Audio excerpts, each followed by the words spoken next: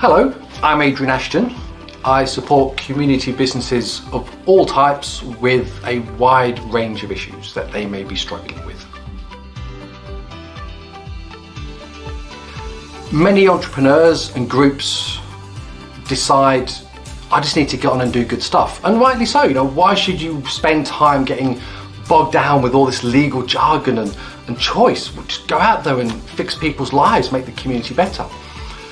Well, there are three reasons why getting to grips with this legal structure question is really important. Number one, it's about the money. The legal form you adopt influences the different ways that you can access money. For example, if you've got a model or a service that's going to be very reliant upon getting grant funding, then being a charity is probably going to increase your chances. But that might be the best choice to help you with that financial model. If, however, as an alternative, you're saying, actually, we've heard about this thing called community shares, and we really like the idea of community shares, we really want to pursue that as a way to bring the money in, to bring the community together, you can only do that with one very specific legal form, which is a community benefit society. So money is one of the main reasons why it's worth getting to grips with this. The second is about the future. So in the future, things are going to change, because they always do. And the question becomes, within your project, your venture, what should people be allowed to change? How far can that original purpose flex, grow? How far can the activities and services you offer change as well? For example, as a charity or a community interest company, if you want to change your purposes or even the activities you do, you must have the agreement of the regulator before you can change them. So it really locks in and protects that original founding vision. If, however, you want something more flexible, that says actually we should be allowed to change stuff as we want, that pivot idea that's popularized, then a company form is much easier and more flexible. So that future flexibility is an important consideration. And the third reason why it's worth getting to grips with this question of legal structures and forms is about respecting the people who are supporting you on your journey. Because we ask people to join us as co-founders, to join our boards as charity trustees or non-executive directors. We're asking them to give their time, their energy, themselves to help make this work.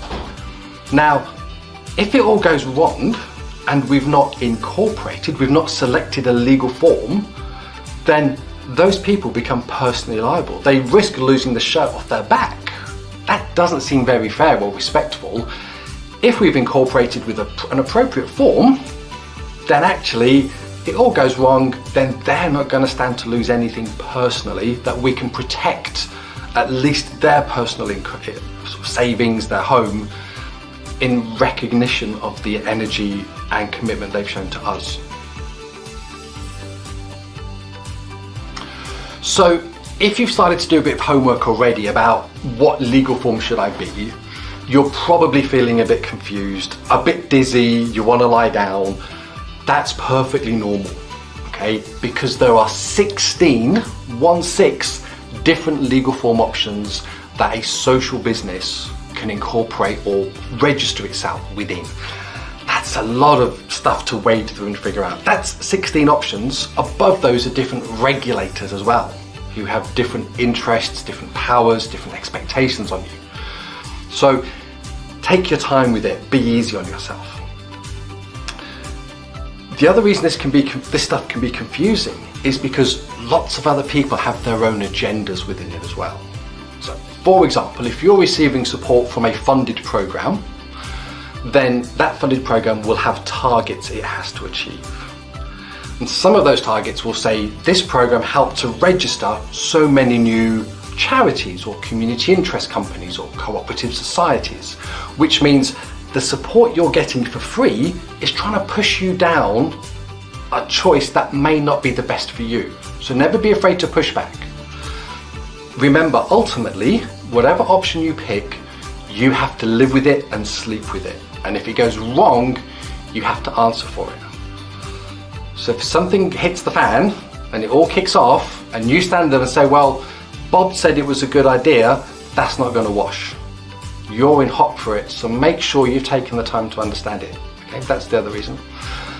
And the third reason this stuff can be confusing is, I think it's a bit like accountancy and bookkeeping. If you've done anything with accounts or bookkeeping, your head is also probably a bit confused because of these strange bits of jargon and language that these numbers people use. Amortization, depreciation, return on capital. What do these things mean? I feel stupid. I just better leave well alone. Legal structures options has a similar thing. So, for example, no matter what your legal form is, the same things apply. If you are a charity, you'll have something called a constitution. So you have a governing document that says, this is where we write up why we exist and how we cover the core elements of how we work. How we decide who should be trustees, how we decide how money should be spent, how we decide if we wind up, what should happen next, and the processes we go through. If we're a charity, that's called a constitution. If we are a limited company, same things, but it's called articles, but it covers all the same stuff. If we are a cooperative society, same things again, but they're called rules. So this is also adding to the confusion. It's the same basic thing, but it's called lots of different things depending on which avenue we approach. So in my experience of working with community businesses over the last 3 decades or so, sometimes people realise they've made a mistake with their choice of legal form. In a sense, they've slipped up on a banana skin that no one told them to watch out for. Where that happens, it's usually one of 2 reasons ultimately it comes down to. One is a group has copied someone else's choice of form. That they've said, oh, we've seen someone do something similar to us, they were a kick, for example, so that's what we should be. And what they don't realise, of course, is that what maybe didn't quite work out for their business model, how they wanted to operate. The other thing that they'll slip up on is because they chose a legal form because someone else told them that's what they should be. A grant funding officer, a business advisor, someone who ultimately isn't taking legal responsibility for it with them. So people acted with good intentions, absolutely, but they didn't take the time to pause and check to say, let's look into it for ourselves. Let's ask the right questions to make sure it's the best choice for us and we understand why. Because ultimately, that group, those people have to answer for their choice at some point. And if they don't understand why that's the best form for them, they're gonna look silly, they'll have egg on their face, and they'll lose the trust and confidence of other people around them.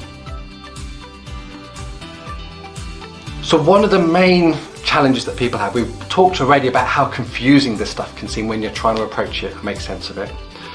A lot of the materials out there, guidance, booklets, charts, just drop you straight into it and say, here's all the stuff, read about them, all the detail.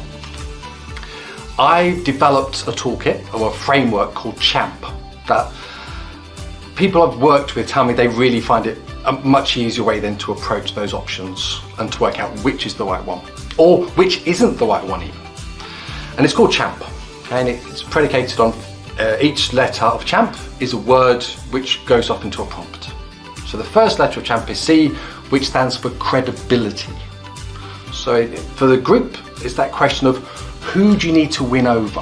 Who is the audience who you rely on the most for their favour? So for example, if you know that you're bidding for contracts in, say, the health sector or the justice sector, then lots of commissioners in those worlds like the idea of community interest companies.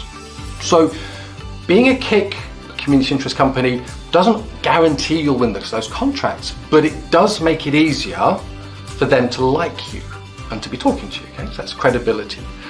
H is for history. So this is about the stories that other people tell about you, your brand as an enterprise, as a venture. So in years to come, when small children sit around campfires and sing songs about what you did, what kind of things are they going to be talking about? And again, that idea of the legal form you adopt can influence that strongly and protect it. A is for accountability. This is a really important one. So accountability is about who mandates you, who validates you as a social business. So who do you go to on what basis to say, yes, we are still doing the right things, and yes, we are still the right people to be leading this. Now, in a cooperative, and particularly community cooperative, then it's that wider community. The members have a legal say in the business. Once a year, they decide, yes, these people on the board are still the right pair of hands to be leading it, and we mandate them, all of us, legally saying, carry on doing this. Now that's quite a powerful voice, quite a powerful message.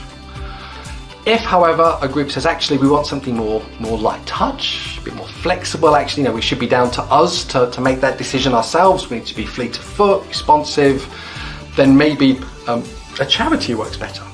Because a charity can be formed without members, so the trustees make the decisions themselves, but they are accountable to the charity commission. So once the charity commission says, are you still doing the right things? We decide as the regulator, are you doing the right things? So it's that protection, that reassurance point about accountability. M is for money. And the money question is all about what types of money do we like or do we want to access. So for example, if we know grants are going to be really important to us, then being a charity may be a good choice option, because that means there are more places we can apply to. Again, doesn't guarantee we'll get that money, but we have more options to apply for it. However, if we're thinking, as we said earlier, community share offer, then actually we have to be a community benefit society. If we're thinking about social investment and saying, actually, we want to take some kind of investment, but we want to take it through individuals, some kind of equity model, then again, the choice of legal form we adopt allows or blocks those options both now and in the future. And the last letter of CHAMP is P. P is for power and control and decision making. Who are the people within your business who should have decision making authorities? How do they have them? How do they win them? How do they keep them? What keeps them in check? So when I'm working with a group, I give them those 5 prompts: credibility, history, accountability, money, and power. And I say, what are your ideal scenarios around each of those? And from that, we can then look at all these 16 options and then much more quickly whittle them down and say, that one won't work because it won't let you do this. This one might, keep it on the side, add to it, we'll come back and read up on it a bit more. As it says in large colourful letters on the cover of the Hitchhiker's Guide to the Galaxy, don't panic. Okay? Whatever you do in your choice of legal form, it's not the end of the world if you realise, oops, we got it wrong, we need to change it. You can always change your legal form from one thing to another once you've set it up and into the future. However, and there's always a but, isn't there? However, depending on what you started with and what you realise you should have been, will be harder or easier depending on what those two things are. So the more time you can spend being comfortable and confident you got it as good as you could at the start, the better it is in the future. But again, if things change, if you realise it wasn't quite right, you can always change it. But it may not be that straightforward. Hopefully this has been enough to get your interest and make you realise how important a question this is for you to get right. If you want to continue your journey and figure out the answers to the questions you're now starting to ask yourselves, a really good starting point will be the resource pages on the Bolton CVS website. But also get in touch with some of the team here as well, and we can arrange some conversations, workshops to help you on your journey along the way as well.